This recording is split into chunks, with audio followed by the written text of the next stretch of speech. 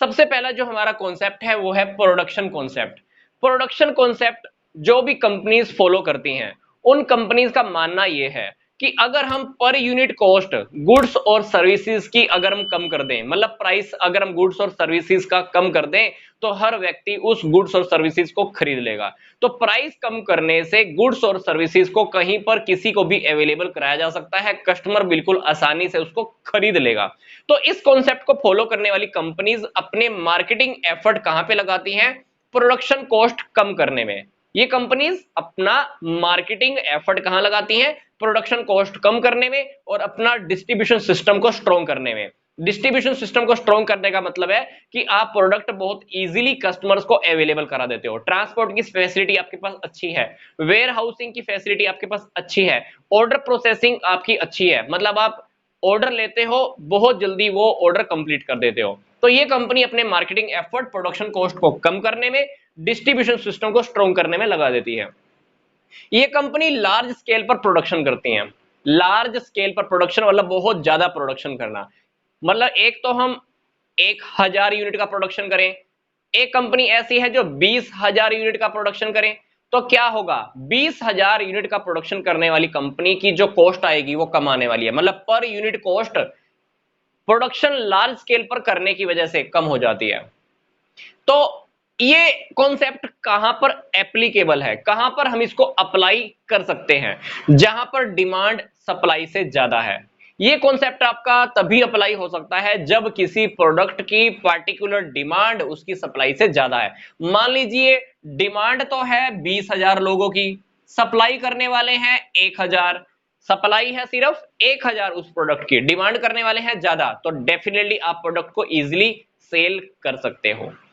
तो इस कॉन्सेप्ट का एक ड्रॉबैक भी है, एक दोष भी है, इसमें एक कमी है। मतलब क्या ड्रॉबैक है? कहते हैं कि कस्टमर जरूरी नहीं है कि हर वो प्रोडक्ट खरीद ले जो सस्ता है और जो इजीली अवेलेबल है। तो सिंपल सी बात है, मैं प्रोडक्शन कॉन्सेप्ट को फिर से एक बार कंक्लूड कर रहा हूं। ये कंपनीज कहती हैं कि अगर हम गुड्स और सर्विसेज के प्राइस को कम कर दें तो कस्टमर उसको आसानी से खरीद लेता है और हम उस प्रोडक्ट को कहीं पर भी इजीली अवेलेबल करा सकते हैं। कंपनीज अपना मार्केटिंग एफर्ट प्रोडक्शन की कॉस्ट कम करने में और डिस्ट्रीब्यूशन सिस्टम को इंप्रूव करने में लगा देती हैं। लार्ज स्केल पर प्रोडक्शन चलता है, पर यूनिट कॉस्ट कम आती है।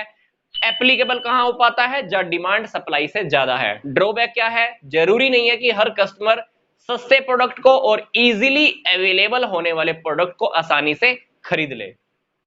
हम डिस्कस करने जा रहे हैं हमारा सेलिंग कॉन्सेप्ट। इस कॉन्सेप्ट को फॉलो करने वाली कंपनीज का यह मानना है कि कस्टमर्स को अट्रैक्ट करने के लिए हमें बहुत सारे स्पेशल एफर्ट करने होते हैं, क्योंकि ये कंपनीज कहती हैं कि goods are not bought but they have to be sold. कभी भी वस्तुएं खरीदी नहीं जाती हैं, उनको हमेशा बेचा जाता है। कंपनीज क्या कहती हैं? वस्तुएं कभी भी खरीदी नहीं जाती हैं, बल्कि हम कस्टमर्स को बेचते हैं। मतलब प्रोडक्ट के अंदर क्वालिटी चाहे अच्छी है चाहे क्वालिटी खराब है, हम प्रोडक्ट को किसी भी तरीके से कस्टमर को बेचना जानते हैं। तो इस प्रकार की कंपनीज क्या करती हैं? अपने प्रोडक्ट को सेल करने के लिए बहुत स्पेशल एफर्ट करती हैं ताकि कस्टमर आपके प्रोडक्ट की तरफ अट्रैक्ट हो जाए और प्रोडक्ट को किसी भी हालत में कैसे भी खरीद ले। तो ये कंपनीज क्या करती हैं? अपना जो मार्केटिंग एफर्ट लगाती हैं प्रोडक्ट के बारे में एक्सप्लेन करने के ऊपर, प्लस कस्टमर को अट्रैक्ट करने के ऊपर बहुत ज्यादा टाइम लगाती हैं। मतलब ये कंपनीज क्या करती हैं? ग्राहक को, कस्टमर को समझाने के ऊपर, लुभाने के ऊपर बहुत ज्यादा एफर्ट लगाती है। कस्टमर्स को किसी भी तरीके का लालच दिया जाता है कि वो प्रोडक्ट को खरीद ले। अब सोचकर देखो, ये कंपनीज क्या लंबे समय तक टिक सकती हैं उस एक प्रोडक्ट के साथ? क्योंकि एक ऐसा प्रोडक्ट जिसमें अच्छी क्वालिटी नहीं है, या उस प्रोडक्ट का प्राइस आपने बहुत ज्यादा रखा हुआ है, आपने वो प्रोडक्ट किसी भी तरीके से कस्टमर को एक बार तो सेल कर दिया, क्या वो कस्टमर दोबारा आपके उस प्रोडक्ट को खरीदने के लिए आएगा? अगर उसको इस बात की नॉलेज हो गई तो नहीं। आप बार बार एफर्ट करके एक कस्टमर को एक बार प्रोडक्ट तो बेच दोगे, पर वो कस्टमर आपके प्रोडक्ट को खरीदने के लिए दोबारा नहीं आएगा। उसको नॉलेज हो जाएगी कि आपने उसको गलत प्रोडक्ट सेल किया है, प्राइस ज्यादा लगाया है। अब वो कस्टमर क्या करेगा? आपकी कंपनी की गुडविल को खराब करने का काम करेगा, आपकी कंपनी की गुडविल को खराब करने का काम करेगा। आपकी साख गिर जाएगी, आपकी कंपनी का प्रोडक्ट बिकना बंद हो जाएगा और डेफिनेटली एक टाइम पीरियड के बाद या तो आपको कंपनी बंद करनी पड़ सकती है या आपको अपना प्रोडक्ट ही सेल करना बंद करना पड़ सकता है। तो इस प्रकार का जो सेलिंग कॉन्सेप्ट है, इस कॉन्सेप्ट के अकॉर्डिंग कंपनी सोचती है selling what you have. Companies कहती हैं कि सेलिंग व्हाट यू हैव, जो आपके पास है आप सेल कर दो। कंपनीज कहती है कि मैं जो भी बनाती हूं, चाहे अच्छा बनाती हूं चाहे बुरा बनाती हूं, मेरे पास हिम्मत है कि मैं सेल कर देती हूं।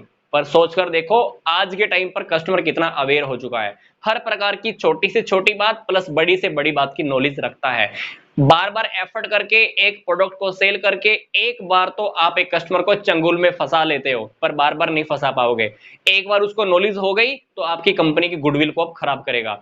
तो इस प्रकार का जो सेलिंग कॉन्सेप्ट है, ये कॉन्सेप्ट कहता है कि बार बार एफर्ट करते रहो, बार बार एफर्ट करते रहो, आपका प्रोडक्ट आप किसी भी कस्टमर को सेल कर सकते हो। तो इस प्रकार का जो कॉन्सेप्ट है सेलिंग कॉन्सेप्ट, लॉन्ग रन में आप ऐसा नहीं कर सकते, लंबे समय तक आपका ये कॉन्सेप्ट नहीं चल सकता। आपने एक बार प्रोडक्ट एक बार तो बेच दिया, पर बार बार नहीं बेच सकते, लंबे समय तक नहीं बेच सकते।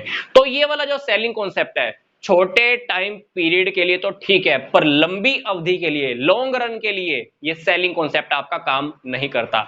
क्योंकि आपने इस पूरे टॉपिक में से क्या देखा, इस टॉपिक को अगर हम कंक्लूड करें, कंपनीज वही बेच रही हैं जो उसको बेचना है, ये इस बात की ओर ध्यान ही नहीं दे रही कि कस्टमर को क्या चाहिए। मतलब कस्टमर सेटिस्फैक्शन की ओर सेलिंग कॉन्सेप्ट में कोई भी ध्यान नहीं दिया गया है। तो इस प्रकार का कॉन्सेप्ट कहीं ना कहीं आकर फेल भी हो जाता है।